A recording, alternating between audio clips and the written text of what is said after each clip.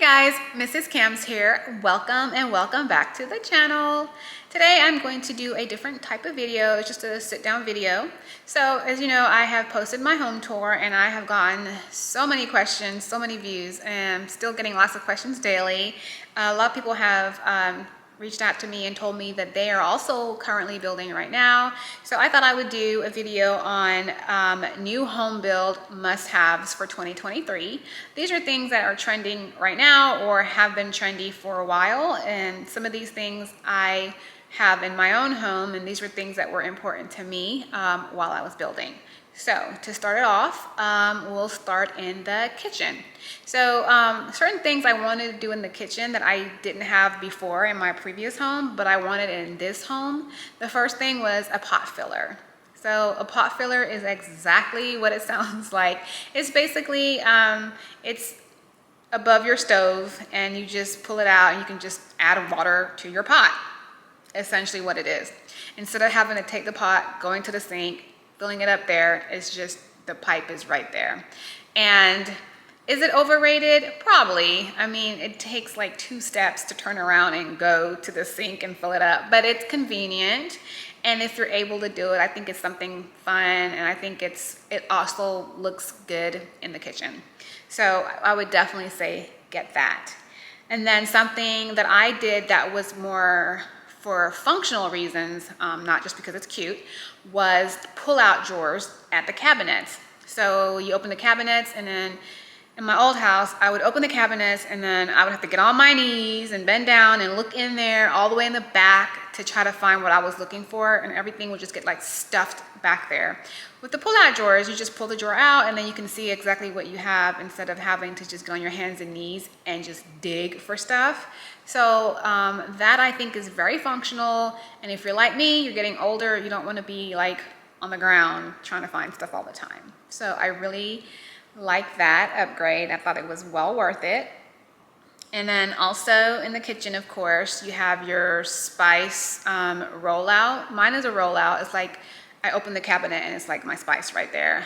Some people, they just do the spice drawers, but anything that can store spices is a must-have in your kitchen.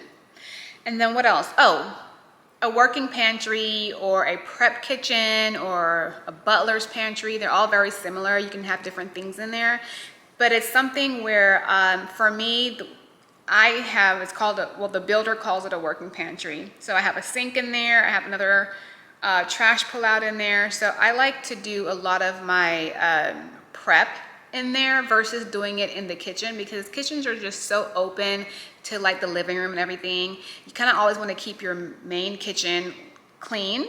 So I do all like my prep stuff in my prep kitchen, and it's attached to the pantry, so it's easy to get all the stuff that I need. And then also I can store my appliances and stuff there, so it keeps my actual kitchen counters, you know, clear of clutter and stuff like that. So I thought that was really cool, and I know I really wanted to do that.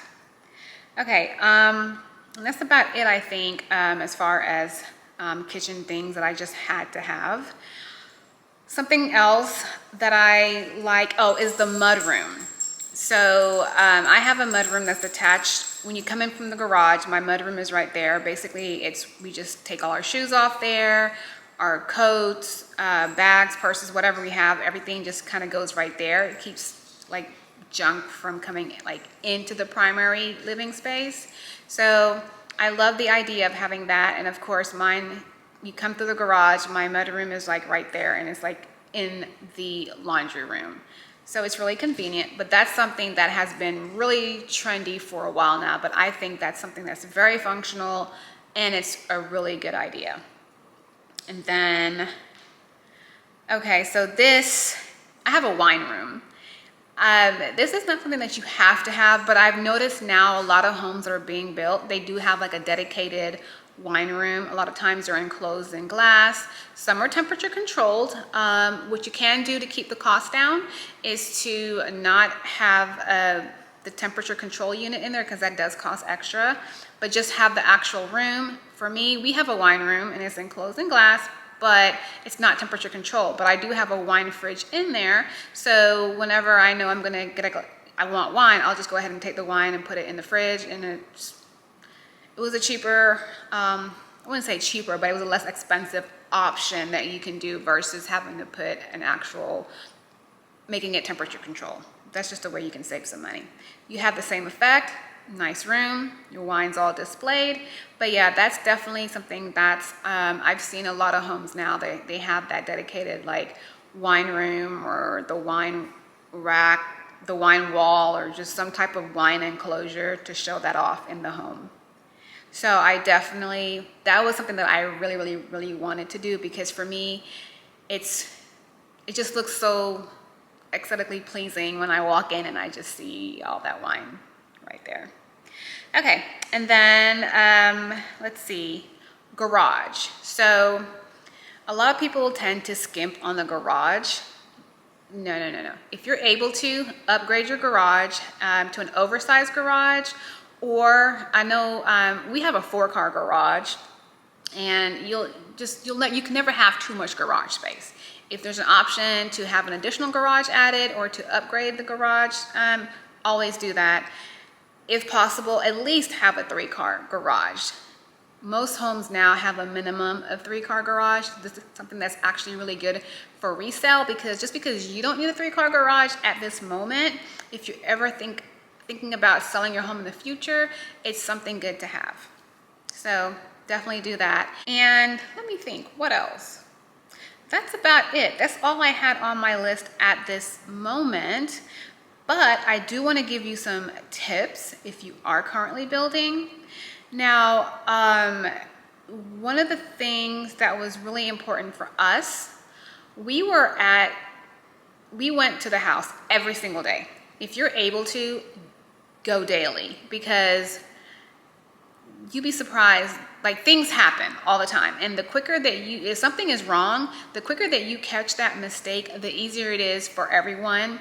Builders don't catch a lot of things, right? So if you're there and you're going as often as possible, then you're most likely will be the first person to see that something is wrong. Plus, you know what you're building and you know what you want. Builders are typically building multiple homes, so your home's not always a priority.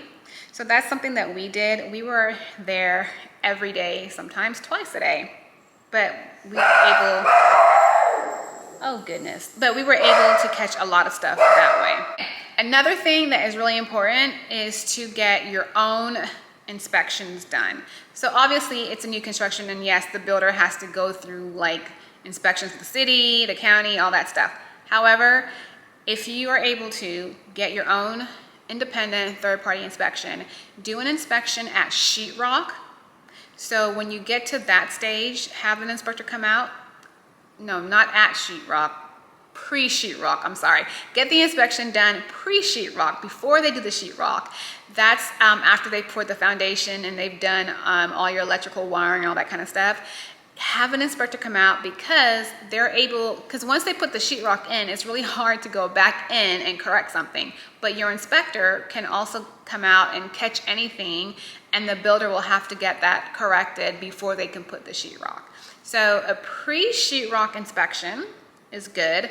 And then after that, before you close, get your own inspection again, because trust me, oh man, the builder, and it's not always intentional, it's not on purpose. Like I said, no one's perfect. So, and I don't care how many inspections your builder has, you need to have your own inspection as well, because what might be acceptable to the builder might not be acceptable to you when you do your inspection. And these are things that they can actually fix before you actually close on your home.